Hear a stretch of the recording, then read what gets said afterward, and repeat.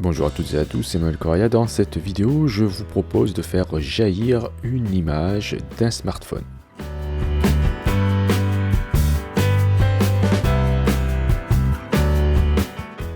Bien alors, je vais partir avec ces deux images-là. Je vous mettrai bien sûr les liens dans la description.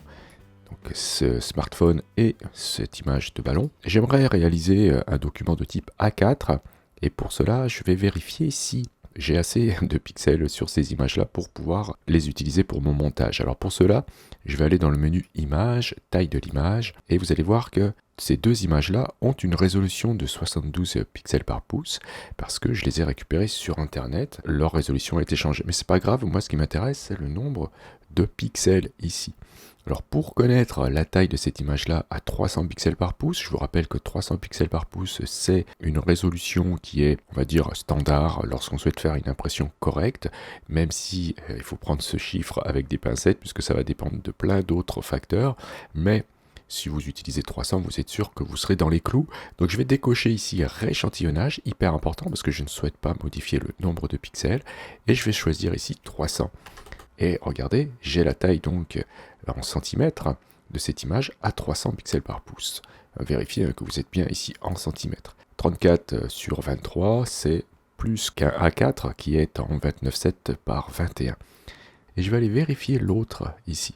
Donc pareil, image taille de l'image, et je vais aller voir ici en décochant l'échantillonnage, c'est le cas ici, donc 300, et je m'aperçois que cette image est vraiment très grande puisqu'elle fait 51 cm si j'arrondis et 34 en hauteur, donc on est plus que le format A4. Donc je peux valider ou non, peu importe, c'est pas grave. Donc ici je vais valider quand même juste pour vous montrer que voilà, j'ai deux images, celle-ci est en 300 pixels par pouce, celle-ci en 72, et je vais créer un document qui lui sera en 300. Donc voilà, c'est juste, on va dire, des informations supplémentaires par rapport au montage, mais je sais comment poser la question dans les commentaires, donc je vais vous faire la démonstration ici de comment ça se passe lorsqu'on met des images entre elles qui n'ont pas la même résolution. Donc je vais créer un document de type A4 dans le menu Fichier, Nouveau, où j'aurais pu utiliser le raccourci CTRL plus N.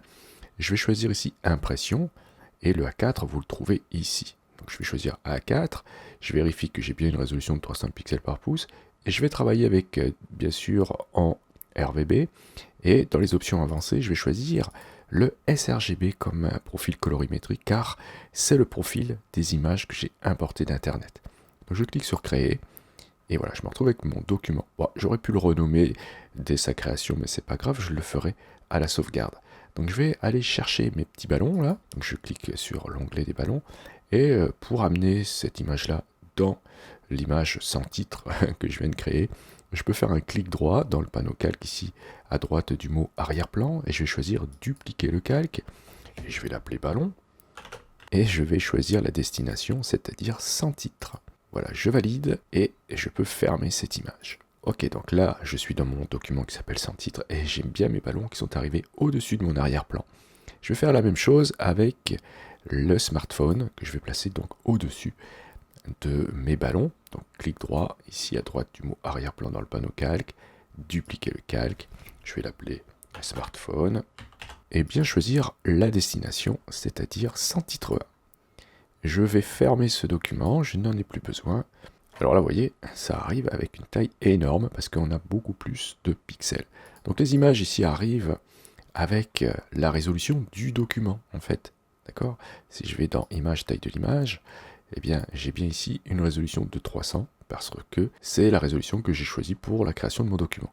Les autres images vont arriver avec leur taille en pixels, non pas adapté à ce document, c'est juste que Photoshop affiche les pixels toujours de la même manière, peu importe la résolution de l'image. Alors ce que je vais faire ici, c'est peut-être dans un premier temps convertir mes images ici en objet dynamique. Pourquoi ? Parce que je vais faire un changement de taille, et si je décide de réduire mon calque et ensuite de l'agrandir, si je n'ai pas fait d'objet dynamique, je vais perdre en qualité. Donc temporairement, je peux les convertir en objet dynamique. Donc clic droit ici à droite du nom de mon calque, je vais choisir dans le menu contextuel convertir en objet dynamique. Je vais faire la même chose pour les ballons. OK, et je vais sélectionner mon calque smartphone, baisser son opacité pour aller un petit peu voir ce qui se passe en dessous, et je vais ensuite donc réduire la taille de ce calque avec la commande transformation manuelle que vous pouvez aller chercher dans le menu édition transformation manuelle ou bien en faisant le raccourci qui est indiqué ici. Ok, donc j'ai les poignées de transformation qui sont là, je dézoome un petit peu et je vais manipuler ces poignées. Alors si vous avez une version récente de Photoshop, vous n'aurez pas à appuyer sur majuscule lorsque vous allez manipuler la poignée ici. Si vous avez une ancienne version, il faudra appuyer sur majuscule pour pas déformer l'image, pour pas faire ce genre de choses par exemple. Donc je vais réduire sa taille. Le but ici, c'est de faire jaillir les ballons et puis bien aussi de voir la main et le smartphone. Donc je vais réduire déjà pour régler la taille de l'image que j'aimerais à peu près. Voilà, donc j'aimerais qu'elle prenne à peu près cette place-là, peut-être un peu plus à l'intérieur de l'image. Je valide et je vais m'occuper des ballons maintenant. Donc je vais cliquer ici sur le calque ballon, monter un petit peu ce calque. Voilà, je voudrais que le ballon, celui-ci, n'aille pas chatouiller le doigt. Ici, vous voyez, on a un doigt ici. Et je voudrais pas que le ballon recouvre ce doigt. Donc je vais le monter un petit peu. Alors, pas ce calque-là, mais bien le calque ballon. Vérifiez bien les calques quand vous les sélectionnez. Et là, je me retrouve face à un petit souci. J'ai beaucoup trop d'espace vide en dessous. Parce que mon image, au final, de ballon, n'est pas assez grande. Alors là, franchement, on n'a pas beaucoup de pertes, de dégradation de qualité de l'image si je l'agrandis au-delà de sa valeur actuelle. Donc je vais le faire, je vais sélectionner ce calque ballon, faire à nouveau appel à la commande transformation manuelle et changer sa taille de cette manière-là. Voilà, donc ici je suréchantillonne, c'est-à-dire que je vais ajouter des pixels malheureusement à cette image-là, mais c'est pas franchement grave puisque j'ai pas fait un agrandissement trop important. Donc je valide la transformation et on voit bien que le ballon ici va sortir sans toucher le doigt, c'est ce qui m'intéressait surtout. Il y a d'autres petits ballons qui sont intéressants qu'on ne voit pas dans l'image. Regardez, si je fais glisser l'image, il y a celui-ci qui m'intéresse. Donc ce ballon-là, tout à l'heure, j'essaierai de le récupérer et de l'insérer quelque part. Donc je reviens en arrière à CTRL Z pour remettre l'image à sa place. Et je vais faire une copie de ce calque uniquement pour ce ballon. Ce sera utile pour tout à l'heure. D'accord? Alors pour faire une copie de ce calque, j'utilise le raccourci CTRL J sur PC ou Commande J sur Mac, ou alors je fais glisser ce calque sur l'icône à gauche de la poubelle ici pour créer un nouveau calque. Donc j'ai fait une copie. Je vais la cacher puisque ce sera uniquement pour le ballon supplémentaire que je souhaite poser ici. Alors maintenant, je vais devoir détourer mon smartphone. Je vais remettre l'opacité à 100%. Et je vais devoir détourer tout ça. Alors si vous voulez faire du bon travail, vous pouvez le faire à la plume. Et si vous ne savez pas utiliser la plume, je vous invite à regarder cette vidéo dans laquelle je vous explique comment fonctionne la plume. Et si vous voulez aller vite, vous pouvez aller chercher dans la barre des outils l'outil de sélection rapide, voilà, qui est sous l'outil de sélection d'objets dans la nouvelle version de Photoshop. Ok, donc vous sélectionnez cet outil, vous pouvez changer la taille, c'est-à-dire l'épaisseur ici de votre outil. Il faudrait que cette taille-là soit à peu près la taille du pouce ici, ça ira très bien, ou plutôt de ce doigt-là. Donc je vais réduire un petit peu. Voilà, il ne faut pas dépasser la taille des objets lorsqu'on fait une sélection avec cet outil. Je vais mettre la dureté à 100% et je vais vérifier ici que j'ai le paramètre ajout qui est bien coché. Et surtout que je décoche ici échantillonner tous les calques. Je n'ai pas besoin d'échantillonner aussi ce qu'il y a en dessous, même si évidemment là on ne le voit pas, mais c'est une bonne habitude à prendre d'aller vérifier ici lorsqu'on fait une sélection avec cet outil. Donc tout simplement vous allez faire un cliquer-glisser sur la partie que vous souhaitez sélectionner. Ok, donc tout doucement vous recouvrez tout. Voilà, donc ici j'aurai des parties à supprimer. Vous voyez que l'intérieur ici a été sélectionné. Il faudra que je le supprime. Et ici, je vais cliquer une fois sur le doigt. Voilà. Une fois sur celui-ci. Et il m'a pris les deux autres. Donc vous voyez, ça va très vite. Attention ici, c'est pas sélectionné. Voilà. Là non plus. Vérifiez bien que tout est bien sélectionné. Ensuite, vous pouvez zoomer. Et franchement, les parties ici qui ne sont pas sélectionnées, vous pourrez baisser la taille de l'outil, toujours depuis la barre des options. Vous pouvez baisser la taille.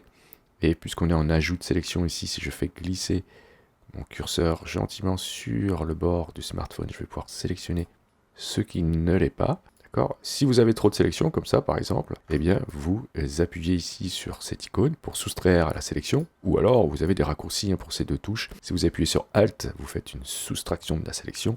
Si vous appuyez sur majuscule, vous ajoutez. Donc ici, si j'appuie sur Alt et que je dessine, voilà, sur la partie trop sélectionnée, j'arrive à supprimer cette sélection. Et ensuite, dans les zones où Photoshop n'arrive pas trop à savoir si c'est le fond ou votre objet, ça va être un petit peu plus difficile.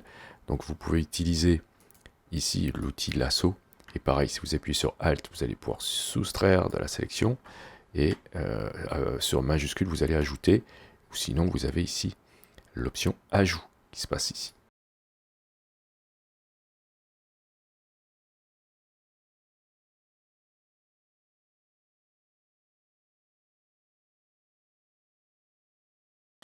Ok, donc ici j'ai une soustraction à réaliser à ce niveau-là, entre le doigt et la main. Je vais prendre à nouveau l'outil de sélection rapide, appuyer sur Alt, et voilà, je clique une fois et c'est quasiment fait.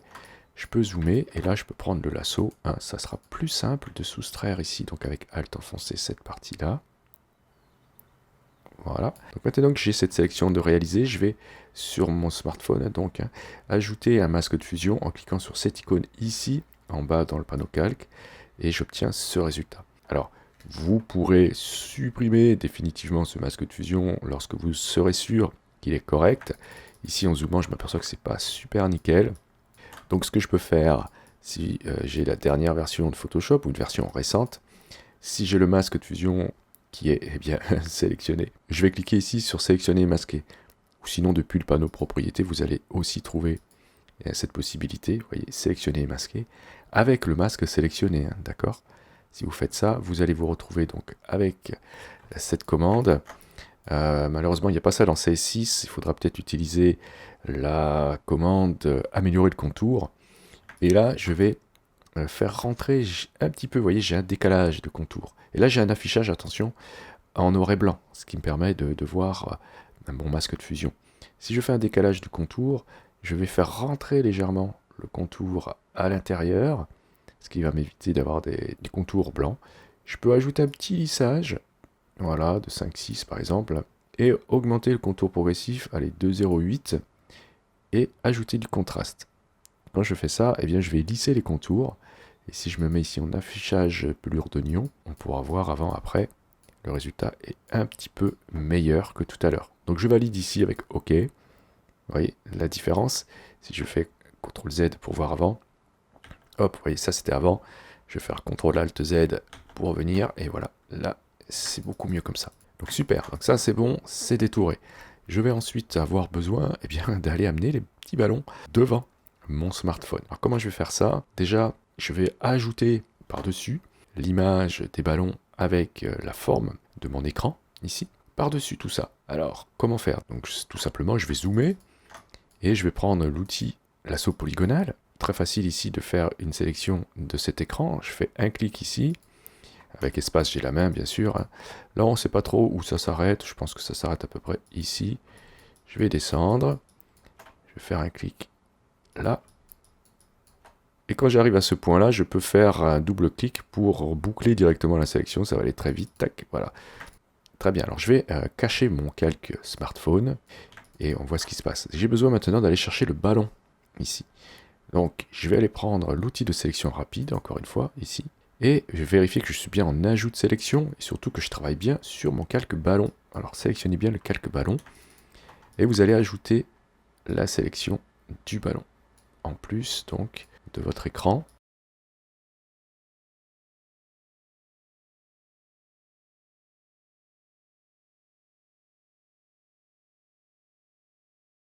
Ok, donc ça c'est mon ballon qui va dépasser, et ce que je vais faire c'est faire CTRL-J sur PC ou Command-J sur Mac pour copier le contenu de cette sélection donc au-dessus de ce calque. Donc je vais faire un nouveau calque avec cette sélection, CTRL-J sur PC, Command-J sur Mac, voilà, donc je calque un ici, je vais l'appeler peut-être écran, et je vais déplacer ce calque tout au-dessus de mon smartphone ici.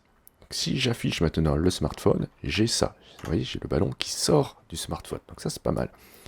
J'aimerais aller récupérer donc le petit ballon qu'on avait vu là-haut, je voudrais le mettre par ici. Alors pourquoi celui qui avait en haut plutôt que celui-ci par exemple? Mais c'est parce que je trouve que celui-là, il est pas super. L'autre, je le trouve un petit peu mieux. Donc c'est pas grave.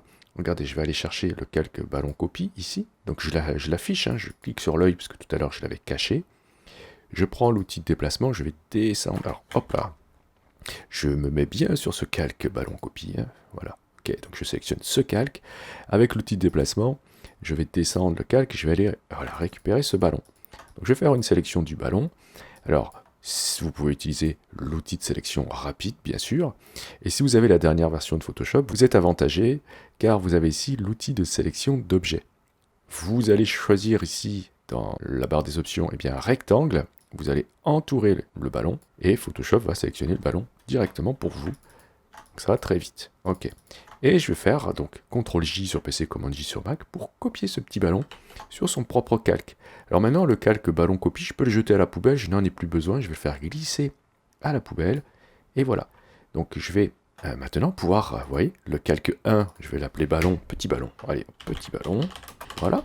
Je vais prendre l'outil de déplacement et le faire glisser ici. Alors vous voyez, il est sous mon smartphone, c'est normal parce qu'il est sous le calque. Si je fais glisser, donc je clique sur le calque ballon, petit ballon, je le monte au-dessus de mon smartphone et je vais pouvoir comme ça le positionner devant et avoir cette impression que le ballon sort du smartphone. Alors pour que l'effet soit plus saisissant, ça serait bien d'avoir le fond totalement flou. Alors c'est au niveau de mon calque ballon, celui-ci, que ça va se réaliser. Alors comment on va faire ça? Je vais aller chercher un filtre dans le menu filtre, galerie d'effets de flou, flou de profondeur de champ. Alors vous allez voir qu'on va avoir un petit problème, je vous le montre. Et le problème, c'est ça. Donc déjà je vais régler le flou, je peux le faire ici avec le rond, ici je déplace, je fais un cliquer glisser et je fais hop là je monte le curseur. Ok, ou alors je peux le régler ici à droite, c'est la même chose. Alors on a un petit souci, parce que du coup, vous voyez ce ballon là, on voit le flou qu'il y a derrière. Donc ça me plaît pas trop. Alors comment je vais faire pour supprimer le flou ici? Je vais faire annuler. Eh bien je vais devoir, au niveau de mon calque ballon ici, supprimer le ballon. Donc je vais cacher les calques écran, petit ballon et smartphone pour me consacrer à ce ballon là que je vais supprimer de mon image. Alors comment je vais faire ça? Si vous avez, écoutez-moi bien, une ancienne version de Photoshop, vous pouvez ajouter un nouveau calque. Vous pouvez prendre l'outil ici, correcteur, pas localisé mais correcteur. Vous mettre ici en mode remplacer. Vous allez choisir avec un clic droit une dureté assez faible, aux alentours de 25, une épaisseur à peu près, alors l'épaisseur comme ça, aux alentours de 180, ça sera très bien. Vous utilisez la touche Alt pour sélectionner la zone que vous allez échantillonner. Donc vous faites un clic par exemple à ce niveau-là, puisque vous voyez cette crête ici, je vais vouloir la reporter ici pour supprimer le ballon. Vous allez décocher Aligner. Vous allez vérifier que vous êtes ici avec un échantillonnage sur actif et inférieur. Et donc si j'ai fait un clic, Alt-clic ici, vous voyez, je cible cette zone. Je pourrais même cibler plus loin ici plutôt. Hop, Alt-clic. Donc je me base sur cette crête. Et là je vais pouvoir, vous voyez, hop, ajouter cette crête ici. Et je monte, je descends, hop, comme ça. Et si je lâche le clic, vu que je ne suis pas en aligné, je vais pouvoir recommencer, etc. Et ensuite je fais Alt-clic ici pour choper cette zone. Et faire ceci. Donc voilà, gentiment, je peux... Alors c'est pas la peine d'être hyper précis, puisque avec le flou, ça va estomper tout ça. Vous voyez là, hop, le ballon, je l'avais repris, donc je l'enlève. Et vous faites pareil en bas, vous prenez des points de repère, et vous enlevez tout ça, etc. Jusqu'à ce que ce soit pas forcément propre, mais que ce soit un peu nettoyé, qu'on n'ait pas le ballon. Puisque de toute façon, on a l'autre ballon nous qui recouvre tout ça. Donc ça, c'est la façon de faire si vous avez une ancienne version de Photoshop, ou même si vous avez une version récente, vous pouvez le faire, comme ça, il n'y a pas de souci. Je vais juste vous montrer ce qu'on pourrait faire avec la nouvelle version, qui est quand même un peu plus cool. Le problème ici, c'est qu'il ne faut pas d'objet dynamique. Donc je vais faire un clic droit sur ce calque, je vais pixeliser mon calque. Donc j'ai plus d'objet dynamique pour ce calque. J'aurais besoin de le retrouver peut-être tout à l'heure en objet dynamique pour mon flou. Pour pouvoir régler le flou par la suite.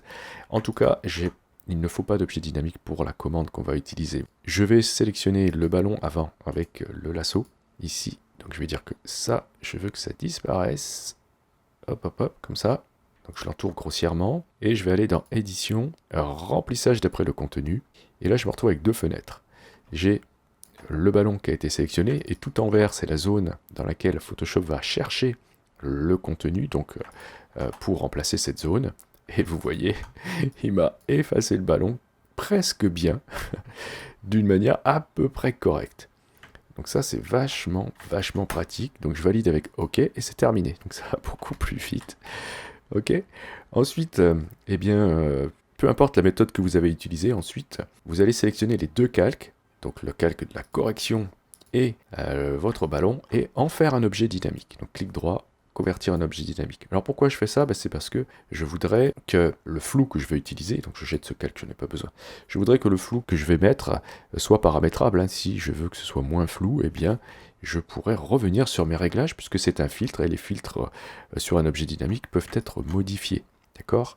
Donc je suis bien sur mon calque ballon copie, je vais aller retourner dans le menu filtre, galerie d'effets de flou, OK, flou de profondeur de champ, et là je peux gérer le flou.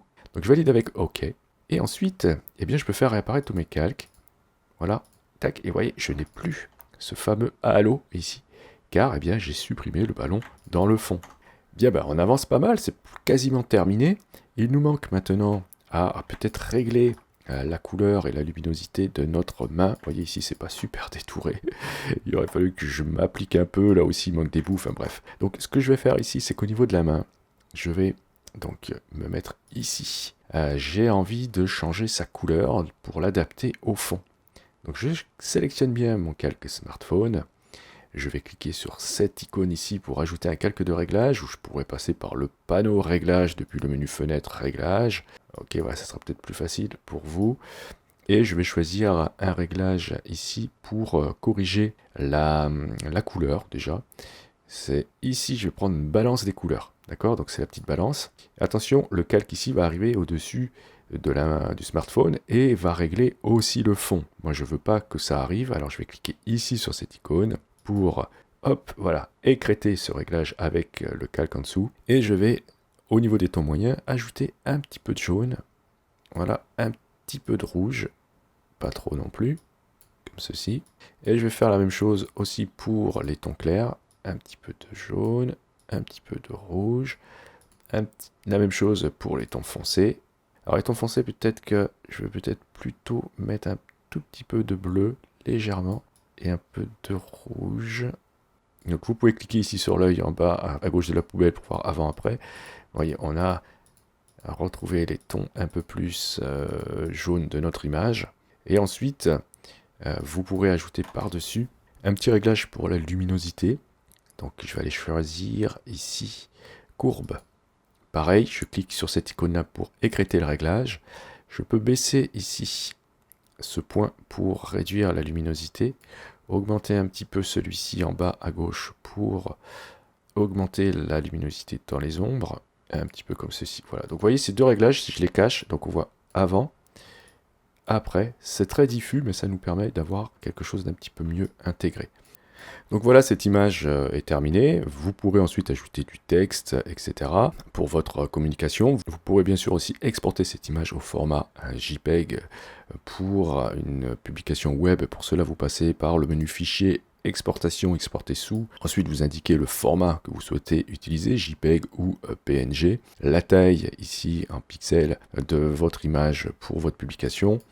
Et ici, puisque nous sommes déjà avec l'espace colorimétrique et sRGB, ça ne posera pas de problème. Vous cliquez sur exporter, vous indiquez un chemin pour l'enregistrement de cette image sur votre disque dur, et le tour est joué. Je vous remercie d'avoir suivi cette vidéo. Si vous avez des questions, n'hésitez pas à le faire dans les commentaires. Si vous avez aimé, vous pouvez cliquer sur j'aime. Vous pouvez aussi bien sûr partager cette vidéo, c'est hyper important pour la chaîne.